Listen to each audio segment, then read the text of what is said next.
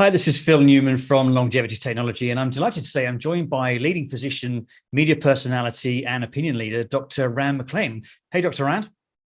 Wow, that was really nice of you to say. I'm doing great. Thank you. Well, we're really excited to have you on the show, and of course, you've got your new book coming out on March 7, Cheating Death. Would love to learn more about that, and especially because, of course, it talks about the new science of living longer and better. So, keen to understand what you've been looking at in the book in terms of new therapies and new techniques, and perhaps some of the things that you're also working on with your patients today. Well, you kind of answered a bit with your question in that the idea behind the book is to present and spread the word about all the alternatives that we have now for, what I get your attention with is the title Cheating Death, which obviously we're not going to be capable of doing. But really the idea is we used to call it in the old days, squaring the curve, so that you live a very healthy, productive life. And just one day, perhaps if you're lucky, die in your sleep, right? Not painfully. And now they're calling it extending health span. So the book summarizes the various methods that we have available to us and talks about some of the future methods we should have in the very near future to extend our health span, whether it's from use of peptides or just even hot and cold therapy, some do-it-yourself techniques we can do to improve our health, to some of the more cutting edge things such as gene editing, certainly some what I call basics, proper sleep hygiene, nutrition, and of course exercise. Those always count, but we can leverage their effects with other things, new drugs such as rapamycin, things that we know can set the cells back in their original order and kind of give us a little bit of a do-over so we can extend our health span.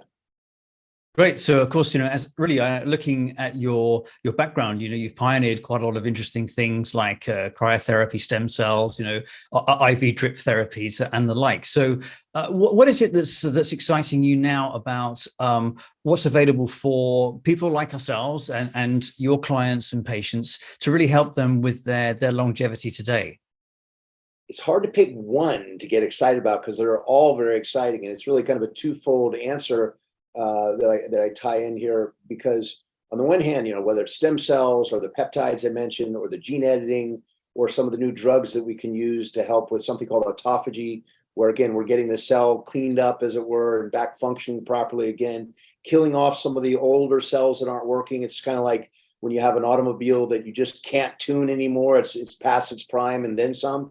You want to harvest its parts perhaps for what you can use on another car, but you want to get it off the road because it's not tuned well. Not only can it poison the passengers in the car, but those around, right? So that idea, but along with that, and it's part of the purpose for the book, what's really fascinating to me is how we're coming together.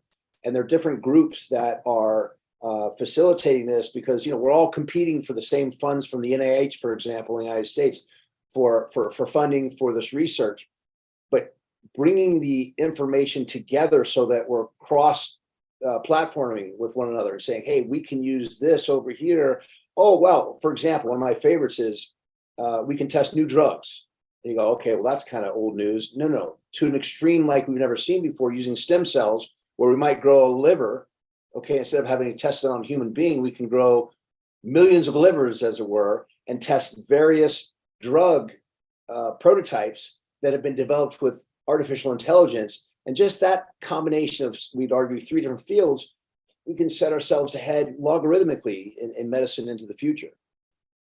As you say, of course, it's a really exciting time really to be alive, isn't it? Because I guess that in some respects, we're all benefiting from the crossover of, biotech, AI, drug discovery, and of course, the silver tsunami that's happening in all major societies, which of course is the fact that, really healthcare systems need to adopt these technologies. It's not just for private patients and the super rich, and I guess it's quite interesting. I mean, do you feel that your book is going to help really educate people on a wider basis as to what's possible and maybe start to really think more actively about the longevity?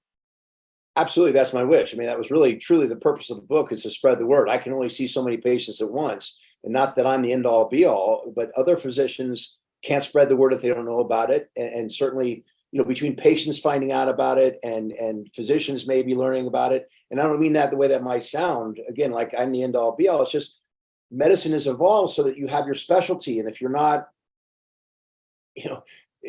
well, if you're doing your job, you're very focused on your specialty, right? And you'll know the best you can know about, say, the kidneys, but you may not know about some of these other things. So yeah, in that we can spread the word. And I think that along with that, what we'll find is that more studies will then come about to prove, as it were, the information.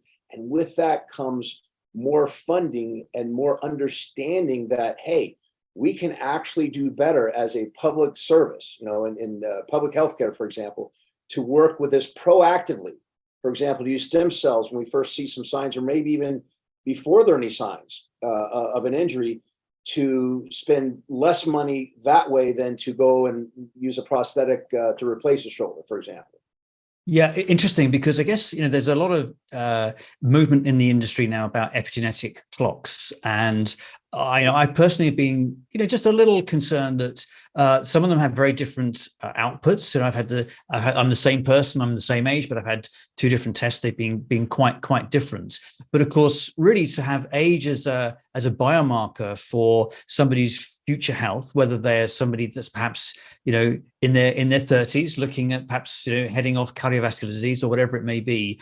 I would be really interested to understand your thoughts on what's needed for the longevity industry, looking at the diagnostics and the clocks, the epigenetics. What would it take really for the professional healthcare community to start really taking really age as a key biomarker for healthcare?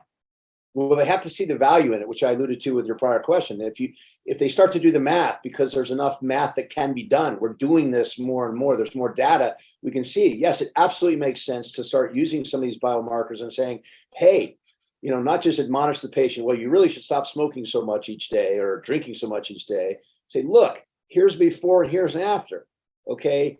And even if we're not as accurate, this is important, because you talk about, you take different tests and you get different ages, right?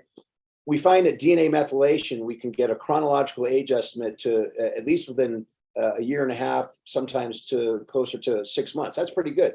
But even if we didn't, here's the thing, in terms of physician and patients in general, if it's precise enough so that we can see, okay, even if I'm 60, but it puts me down to 70, but then I implement some of these recommended changes that we all know are better for us, but now we can prove it in a different way to the patient who sees, oh my goodness, I did cut back.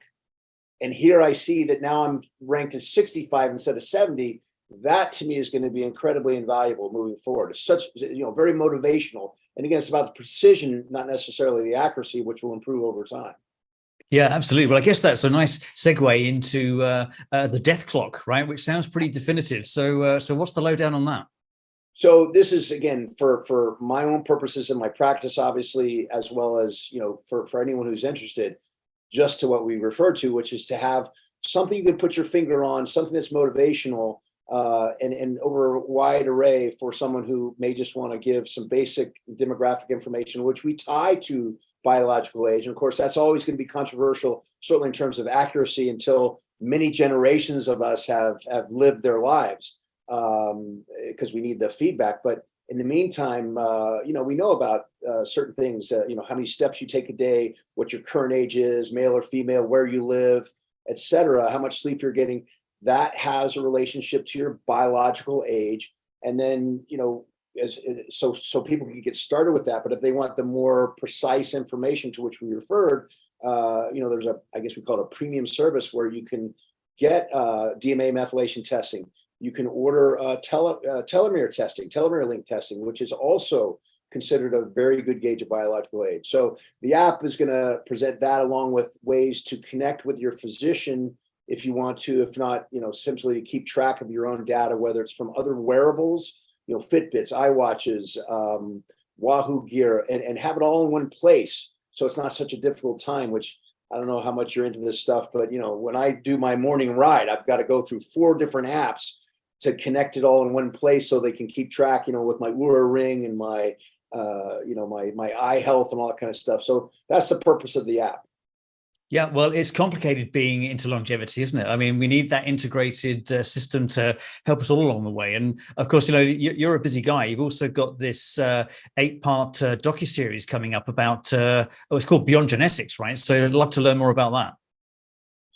Well, what I was able to do is talk with various experts in the field and interview them, and they share their opinion about where we're going and their part in it, and why these certain areas of medicine are so important. For example, nitric oxide. Who knew nitric oxide would be so important? And most people, if they even know what nitric oxide is, would say, "Oh, that's from a good pump in the gym. I drink something that promotes that," or they know it in terms of what they call PD5 inhibitors. That's what Viagra is doing, is promoting the nitric oxide in the system. Well, nitric oxide has so many other very valuable purposes within the human system that having an interview with Dr. Nathan Bryant, who worked with the former or with the Nobel Prize winner for his studies in nitric oxide, it's interesting to hear his point of view on all the things that nitric oxide can do. And of course, I included in the book too. But that's the purpose of the docuseries. Again, get the word out, not just my word, but through the voices of other experts as well. Yeah, great. Well, I guess, I do follow your posts regularly, and I guess it'd be interesting to learn a little bit more about what you're doing personally about your own longevity, because I guess it's kind of eating the dog food, right? Well, as the joke here goes, there's a commercial in the United States for a hair replacement company. It says, "I'm the president of the hair club for men, but I'm also a customer." Absolutely. I mean, I joke that the reason I got into this is I had so many injuries, and I had an interest in it since I'm very young about what simple things like nutrition can do for your health. So I practice what I preach here. And as a matter of fact, typically I'll try it out on myself, like with rapamycin, for example, before I'll recommend it to patients. But yeah, I like to do it all. And again, as part of the motivation, I figure, okay, well, if it works for me, if there's enough people that have the same interest I do, then let's build something, for example, like the app that'll work for all the like-minded individuals. Great. Well, I guess looking forward to the book coming out on March 7th. So, Dr. Rand, thanks for joining us today. Oh, thank you very much for having me. It's my pleasure.